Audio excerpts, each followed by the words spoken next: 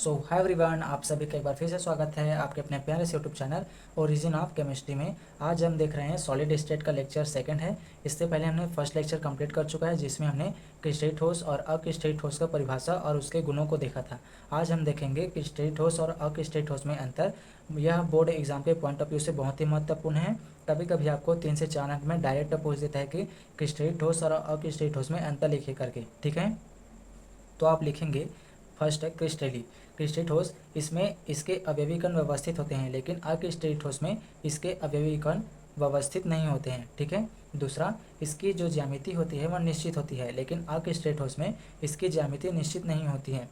आपने देखा होगा कि जो शक्कर के दाने होते हैं वह सभी सेम आकार के होते हैं, यानी कि सभी समान होते हैं, लेकिन जो अक्रिस्टलीय ठोस होता है इसमें जो कांच के टुकड़े देखेंगे वह सभी अलग अलग आकार में प्राप्त होता है, ठीक है। इसके पश्चात तीसरा, इसका गलनांक निश्चित होता है, लेकिन अक्रिस्टलीय ठोस में इसका गलनांक अनिश्चित होता है, ठीक है। इसके पश्चात चौथा, क्रिस्टलीय ठोस विषमदैशिक होता है, लेकिन अक्रिस्टलीय ठोस समदैशिक होता है। विषमदैशिक और समदैशिक को मैंने फर्स्ट लेक्चर में कंप्लीट करा चुका हूँ कि क्या होता है। यदि आपको इसके बारे में जानना है तो आप फर्स्ट लेक्चर में जान सकते हैं। इसके पश्चात देखते हैं हम शीतलन वक्र असंतत होता है, लेकिन अक्रिस्टलीय ठोस में शीतलन वक्र संतत होता है। इसे मैं अभी आगे बताऊंगा कि शीतलन वक्र संतत और असंतत क्या होता है। छठवां देख लेते हैं, क्रिस्टलीय ठोस। इसे हम वास्तविक ठोस माना जा सकता है या माना जाता है, और अक्रिस्टलीय से इसे अवास्तविक ठोस या अतिशीतित द्रव कहा जाता है, ठीक है। उदाहरण के लिए आप देख सकते हैं हीरा, graphite, NaCl, caesium chloride, zinc sulphide आदि, ठीक है। और अक्रिस्टलीय ठोस में उदाहरण में देख सकते हैं आप रबर, चारकोल, कांच, स्टार्च आदि, ठीक है। इसके पश्चात हम देखते हैं क्रिस्टलीय ठोस में शीतलन वक्र असंतत और अक्रिस्टलीय ठोस में शीतलन वक्र संतत क्या होता है, ठीक है। इसमें आप देख सकते हैं कि यह क्रिस्टलीय ठोस के लिए है और यह ग्राफ अक्रिस्टलीय ठोस के लिए है, ठीक है। इसमें हम जैसे कि इसमें हम लेते हैं कि कोई भी ठोस पदार्थ होता है, ठीक है। जब हम शीतलन वक्र असंतत यानी कि कोई भी जो पदार्थ होता है उसके जो गलने की टेंडेंसी होती है वह असंतत होती है। देख सकते हैं जो क्रिस्टलीय ठोस होता है इसमें जो भी पदार्थ होता है उसका जो गलने की प्रक्रिया होती है वह असतत होती है, लेकिन अक्रिस्टलीय ठोस में जब हम कोई भी पदार्थ या रबड़ को लेते हैं तो जो उसकी गलने की जो प्रक्रिया होती है वह सतत होती है, ठीक है। जैसे जैसे हम टेम्परेचर को बढ़ाते जाते हैं तो जो भी पदार्थ होता है वह गलना प्रारंभ करता है, लेकिन वह किसी समय के पश्चात वह गलना रुक जाता है, ठीक है। टेम्परेचर बढ़ता रहता है और टेम्परेचर बढ़ने के पश्चात वह उसी अवस्था में कुछ समय तक बना रहता है। इसके पश्चात टेम्परेचर जैसे और हाई होता है फिर से वह गलना प्रारंभ हो जाता है। इसके पश्चात वह टेम्परेचर बढ़ते के साथ वह समय के साथ वह उसी अवस्था में बना रहता है। वह उसके पश्चात जैसे हम टेम्परेचर और बढ़ता है वह फिर से गलना प्रारंभ कर देता है। इसी प्रकार वह गलते गलते पूरा गल जाता है, ठीक है। इसलिए क्रिस्टलीय ठोस में जो शीतलन वक्र होता है वह असंतत होता है, नियमित नहीं होता है। लेकिन जो अक्रिस्टलीय ठोस होता है इसमें जो गलने की प्रक्रिया होती है वह टेम्परेचर के साथ साथ गलता जाता है। जैसे जैसे हम टेम्परेचर को बढ़ाते हैं वह समय के साथ पूरा गल जाता है। इसके कारण जो अक्रिस्टलीय ठोस होता है इसमें शीतलन वक्र संतत होता है, लेकिन जो क्रिस्टलीय ठोस होता है वह उसमें शीतलन वक्र असंतत होता है, ठीक है। समझ गए। इसके पश्चात देखते हैं क्रिस्टलीय ठोसों का वर्गीकरण कि हम क्रिस्टल को हम कितने प्रकारों में बांट सकते हैं, यह देखेंगे। क्रिस्टल, तो हम क्रिस्टल को हम मुख्यतः दो प्रकार में बांट सकते हैं। पहला होता है अवयवी कणों के मध्य बंध के आधार पर और दूसरा होता है ज्यामिति के आधार पर, ठीक है। आज हम देखेंगे अवयवी कणों के मध्य बंध के आधार पर। इसे हम नेक्स्ट लेक्चर में कंप्लीट करेंगे। क्रिस्टलीय तंत्र, ब्रेविज जालक और क्रिस्टल क्लासेस को हम थर्ड लेक्चर में कंप्लीट करेंगे। आज हम देखेंगे अवयवी कणों के मध्य बंध के आधार पर क्रिस्टल को हम कितने भागों में बांट सकते हैं। तो पहला होता है आणविक क्रिस्टल, दूसरा होता है आयनिक क्रिस्टल, तीसरा होता है सहसंयोजी क्रिस्टल और चौथा होता है धात्विक क्रिस्टल, ठीक है। यह भी यही है, आप लिख सकते हैं। इसे मैंने गलती से लिख दिया था, यह भी सेम है, आप नहीं लिखेंगे तो भी चलेगा। अब हम देख लेते हैं आणविक ठोस। कभी कभी आपको एग्जाम के पॉइंट ऑफ व्यू से यह भी बहुत ही महत्वपूर्ण है। आपको कभी कभी पूछ देता है कि आणविक ठोस किसे कहते हैं, इनके प्रकारों को लिखिए और इनके लक्षणों को लिखिए करके। 3 से 4 अंक में आपको पूछ सकता है कि आणविक ठोस को लिखिए करके। तो आप लिखेंगे कि आणविक ठोस इनके संघटक कण अणु होते हैं जिनके मध्य दुर्बल वान डेर वाल्स बल होता है, ठीक है। अथवा आप लिख सकते हैं इसके अवयवी कण अणु होते हैं जो आपस में दुर्बल वान डेर वाल्स बल से आकर्षित रहते हैं। उदाहरण में आप लिख सकते हैं ठोस कार्बन डाइऑक्साइड, आयोडीन आदि, ठीक है। इसके पश्चात आणविक ठोस मुख्यतः 3 प्रकार का होता है। पहला होता है ध्रुवी, दूसरा होता है अध्रुवी, तीसरा होता है हाइड्रोजन बंध से बंधित आणविक ठोस, ठीक है। इसके पश्चात हम लाइन बाय लाइन ध्रुवीय, अध्रुवीय और हाइड्रोजन में से आणविक ठोस के कुछ परिभाषा को देख लेते हैं कि क्या होता है। ध्रुवीय आणविक क्रिस्टल। ध्रुवीय आणविक क्रिस्टल, इसमें क्या होता है कि दो भिन्न विद्युत ऋणात्मक तत्व जब आपस में सहसंयोजी बंध से जुड़े हुए होते हैं तो अणु ध्रुवीय हो जाता है, जिससे द्विध्रुव उत्पन्न हो जाता है।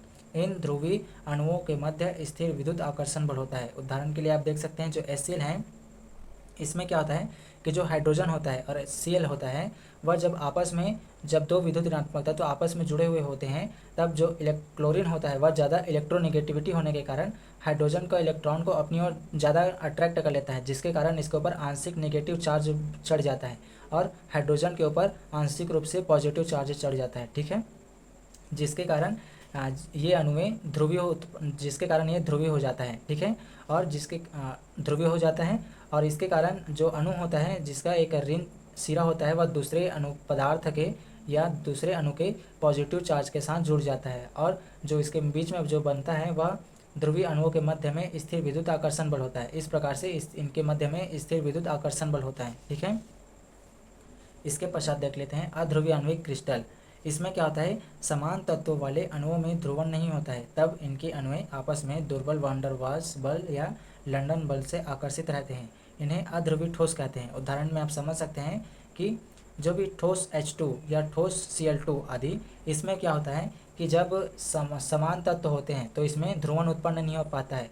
इसके जो शेयरिंग इलेक्ट्रॉन है और इस वाला हाइड्रोजन का जो शेयरिंग इलेक्ट्रॉन होता है वह बीच में होता है, जिसके कारण इसमें ध्रुवण उत्पन्न नहीं हो पाता है। तब इनकी जो अणुएं होती है दुर्बल वान डर वाल्स बल या लंदन बल से आकर्षित रहते हैं। इन्हें हम अध्रुवीय आणविक ठोस कहते हैं। ठीक है, तीसरा देख लेते हैं हाइड्रोजन बंध से बंधित क्रिस्टल। इनके अणुओं या ऐसे क्रिस्टल जिनके अणुओं के मध्य में हाइड्रोजन बॉन्ड से जुड़ा होता है हाइड्रोजन बंध से बंधित क्रिस्टल या ठोस कहलाता है। यानी कि इनके अणुओं के मध्य में हाइड्रोजन बंध पाया जाता है, तो इसलिए इसे हाइड्रोजन बंध से बंधित क्रिस्टल कहते हैं। ठीक है, उदाहरण में आप लिख सकते हैं आइस, ठोस NH3, HF आदि। इसके पश्चात आणविक क्रिस्टल के कुछ गुण लिख सकते हैं आप। पहला, इनके गुण गलनांक कम होते हैं। दूसरा, ये नर्म या मुलायम होते हैं। तीसरा, ये विद्युत के कुचालक होते हैं। ठीक है, आप इतना एग्जाम में लिखेंगे तो आपको पूरा में पूरा मार्क्स अवश्य प्राप्त होगा। इसके पश्चात देख लेते हैं आयनिक क्रिस्टल किसे कहते हैं। आपको एग्जाम यहाँ 2 नंबर में पूछ सकता है कि आयनिक क्रिस्टल क्या है, इसके गुणों को लिखे करके।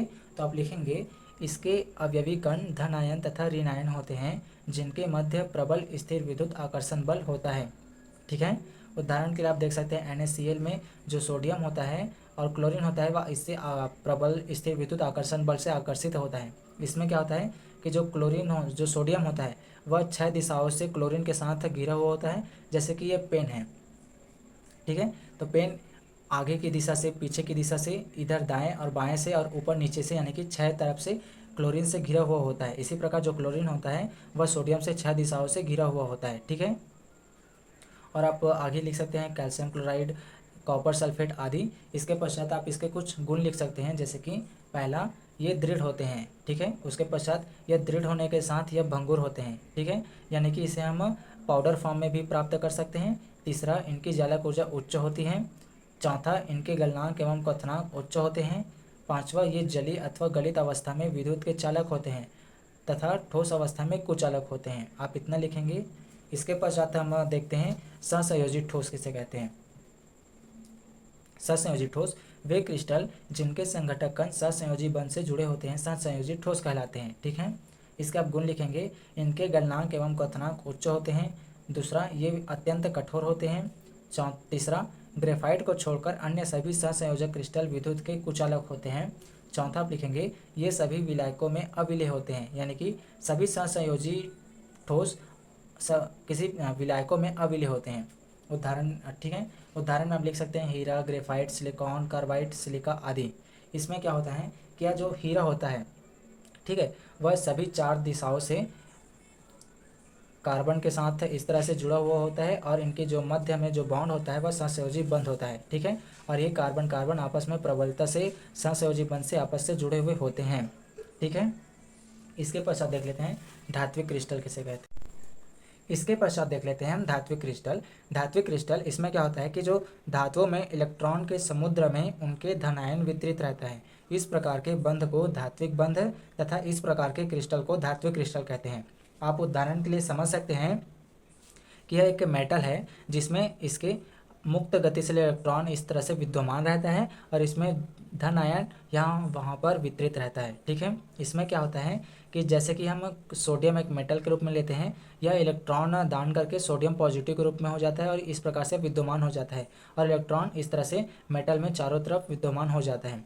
ठीक है, जब हम इस मेटल में जब प्रकाश पड़ता है तब इसमें मुक्त गतिशील इलेक्ट्रॉन प्रकाश को ऑब्जर्व कर लेता है और वह एक्साइटेड स्टेट में चला जाता है और जब वह नॉर्मल स्टेट में आता है तब वह प्रकाश उत्पन्न करता है। ठीक है, जिसके कारण जो धातु होता है वह हमें चमकदार दिखाई देता है, वह इसी के कारण मुक्त गतिशील इलेक्ट्रॉन के कारण होता है। ठीक है, इसके पश्चात हम इसके गुण देख लेते हैं। पहला, जो धातु होते हैं यह ठोस आघातवर्धनी, यानी कि जब हम इसे पीटते हैं तो यह चपट जाता है, तथा तन्य होते हैं, यानी कि हम इसे खींचने पर यह खींच जाता है। इसके पश्चात दूसरा, इनमें धात्विक चमक होती है जो कि मुक्त गतिशील इलेक्ट्रॉन के कारण होता है। देख सकते हैं आप, मुक्त गतिशील इलेक्ट्रॉन के कारण चमकदार दिखाई देता है।